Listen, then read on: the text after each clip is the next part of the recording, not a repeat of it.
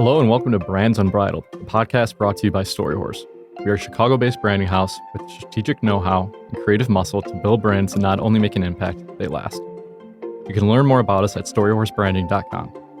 Brands Unbridled is our platform to ask big questions, hear from great brands, and get the pulse on what's new and what's next in the industry. I'm Brian Esterquist, account executive with Storyhorse.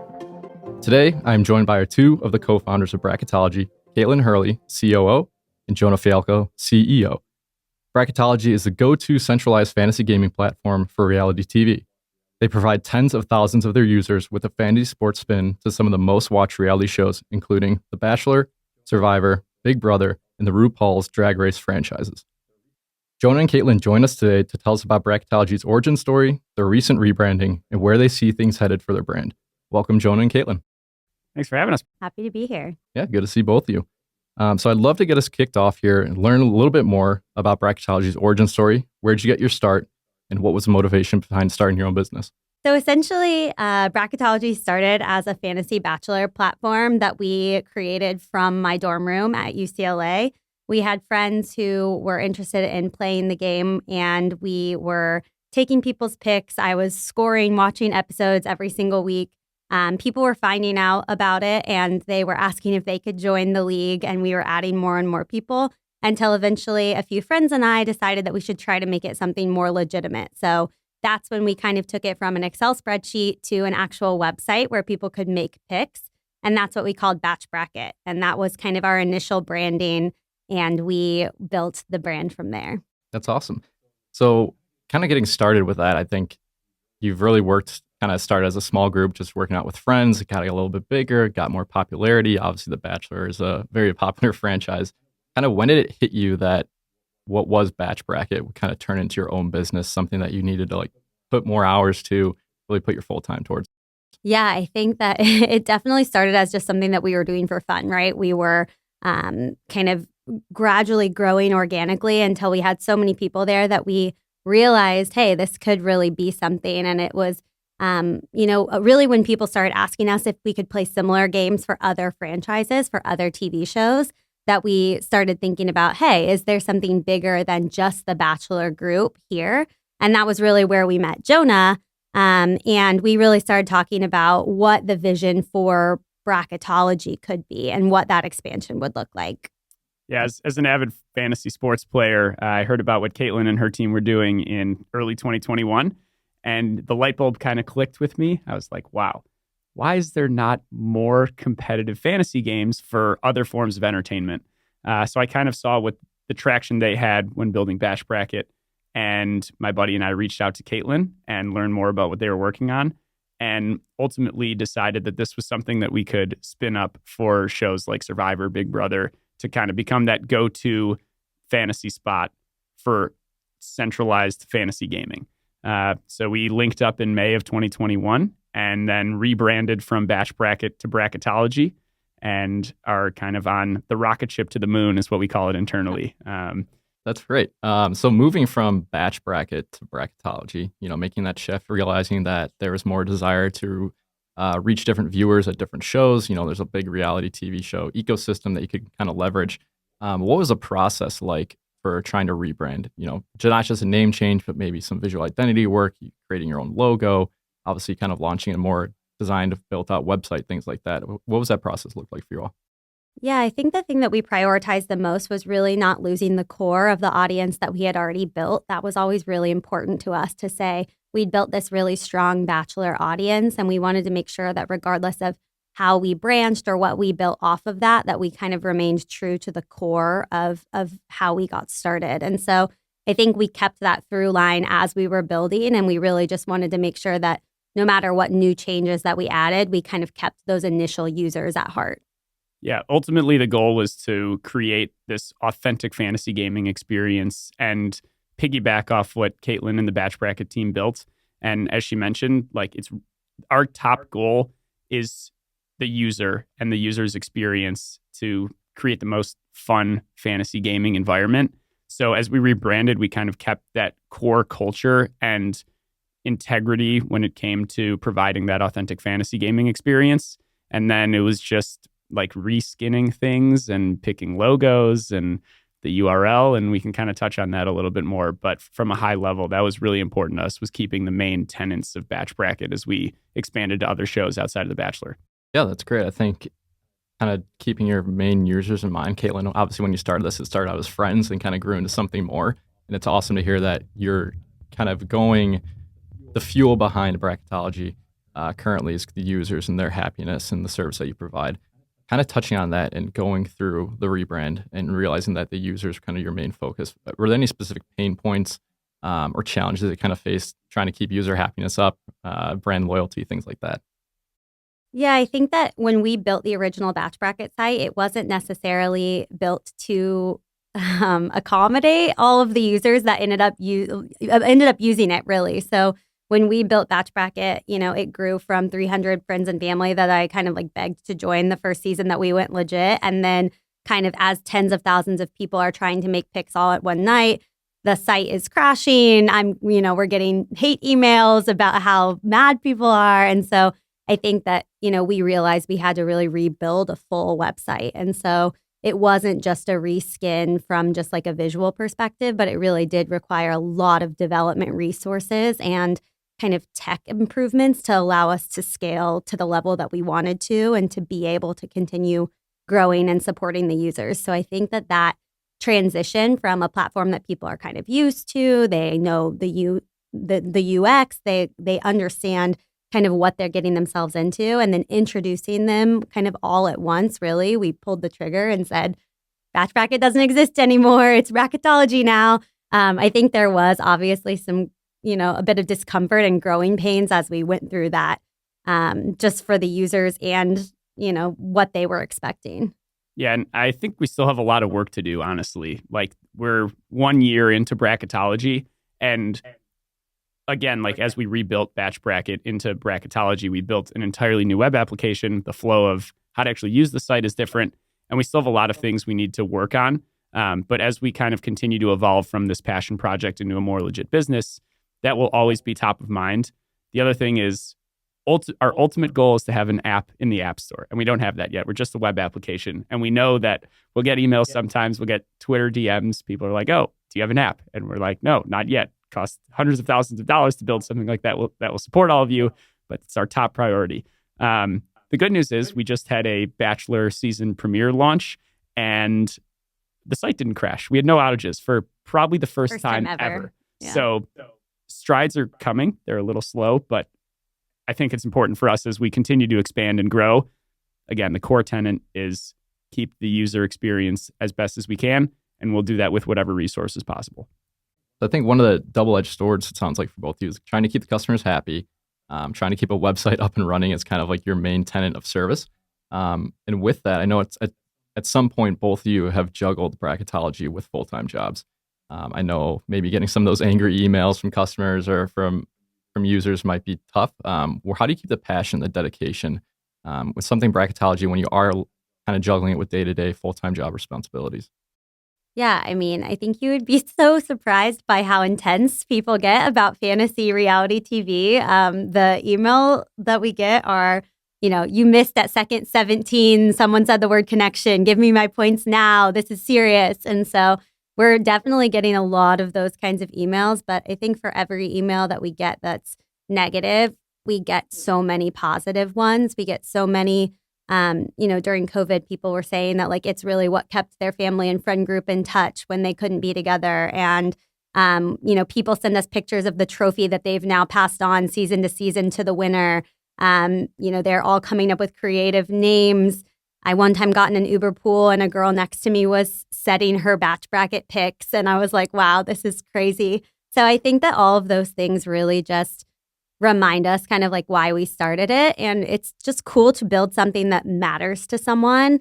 And so I think for me, that's why it's always been about the user and building something that we're proud of, because like at the end of the day, that's really the only thing that's worth doing it and continuing to do it. I work full time, and then there are weeks where we put in, 20 something hours on on Bracketology, where we put in a lot of time. And it's just exciting to be able to continue working on something that people are excited about. And I think we'll be excited about it as long as other people are.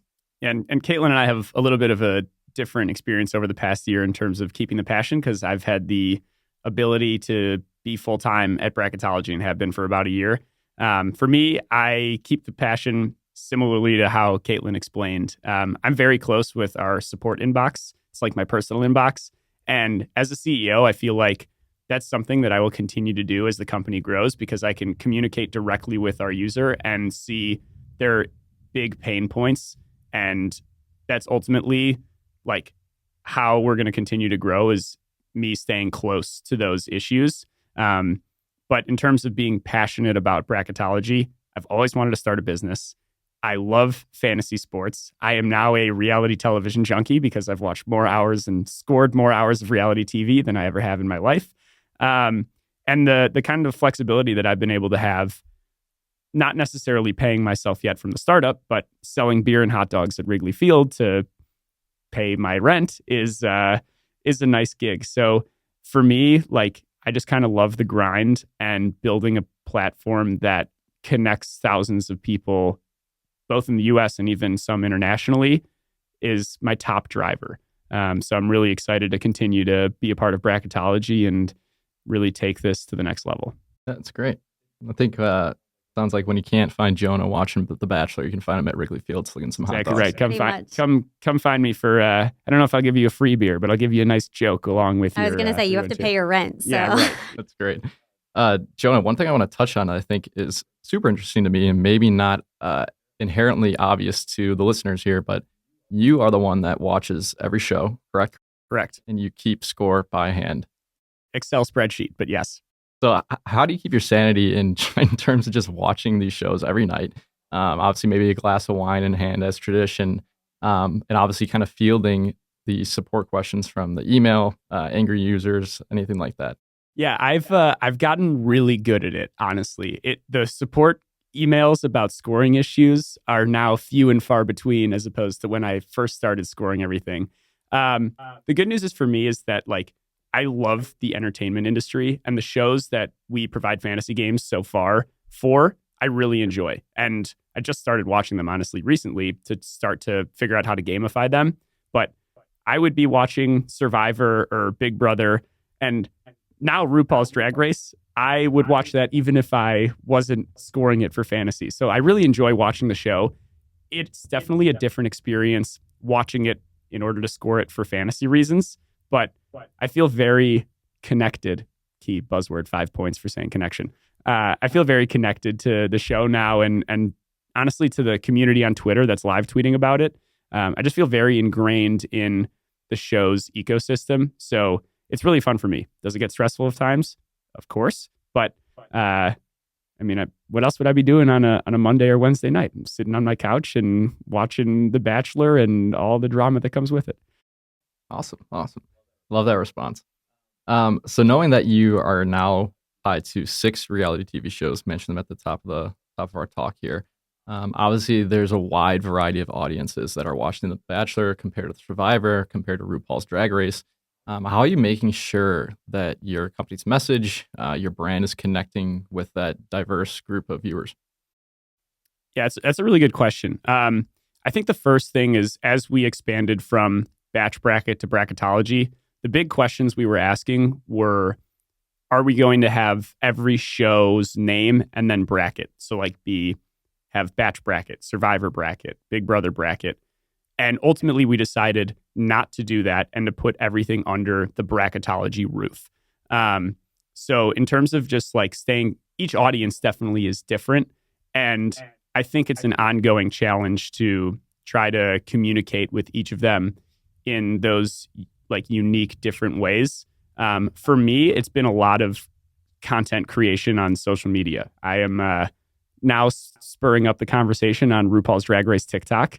Had you asked me if I would be making Drag Race TikToks 6 months ago, I would have said, I don't think that's in my repertoire down the road, but I love making it and connecting with the audience and having like passionate, sometimes very heated comment debates about who I think the best drag queens are in this season. And I try to replicate those overall content principles as I create content for all of the shows. So I think that's the whole goal is to spur as much fun conversation around the competition of the shows that we all love. And I think there's more overlap too than you think, right? I think that there's a lot of people that maybe started watching one show, but now that they can just as easily click over into another show and make picks for another season or another complete franchise, we've seen a lot of people get converted into reality fans of other shows. When we went from just the Bachelor franchise to Big Brother, that was a big one where people were like, I'd never watched Big Brother before, but I'm playing this season. And so I think fostering that community where really anyone that likes reality TV can chat with one another and can find one another and compete and kind of play this game. It does create a wider. I played fantasy basketball last year. I rarely watched the NBA, but I started because I wanted to play fantasy basketball with my friends. And I think that's how a lot of people are with reality TV, that if other people are watching it and there's a game for them to play, they're playing whatever's available to them. It's nice to have Kaitlyn on the team because she is debatedly the largest fantasy sports fan of anyone that works on Bracketology. So with her reality television passion, she's really been able to do a really good job of like creating that authentic fantasy gaming experience for the reality TV fan. So it makes it really fun. We have our own Bracketology team league also. The winner usually gets an edible arrangement sent by me. I won this year. I did not send my... You really should have. I should have sent myself an edible arrangement. I messed up. I do love chocolate-covered fruit, but it makes it really fun to have someone like that that's so ingrained in the reality TV and fantasy sports world on the team. That's awesome. I think one of my biggest questions that kind of comes up when I hear about Bracketology, and okay, it's fantasy sports for reality TV. How does that translate from, sports, fantasy sports football, where it's kind of makes sense, based on the points of the players? How have you tried to convert the point system from a fantasy sports into reality television? Yeah, so I would say that our advanced league is primarily like the fantasy football that you referenced. And so similar to fantasy sports or fantasy football, where you're getting points for things that are happening in the game, their yards, their touchdowns, those kinds of things, their receptions, very similar. You draft a team every single week. So I'm going to pick Abigail and Kayla and just pick whichever people that you want on your team. And then you're winning and losing points based on things that they do in the episode. So like Jonah mentioned earlier, saying connection could be positive points. Saying that you're here for the right reasons could be positive points. Jumping into water, holding hands with the Bachelor could be positive points. But there's negative points as well. So, for example, crying or, getting too drunk at a cocktail party, right? Those could be negative points. So it is that kind of same as you're watching, getting excited because someone on your team is doing something versus like, this episode's so bad for me. But then at the very end of it, you can be saved by one dramatic scene.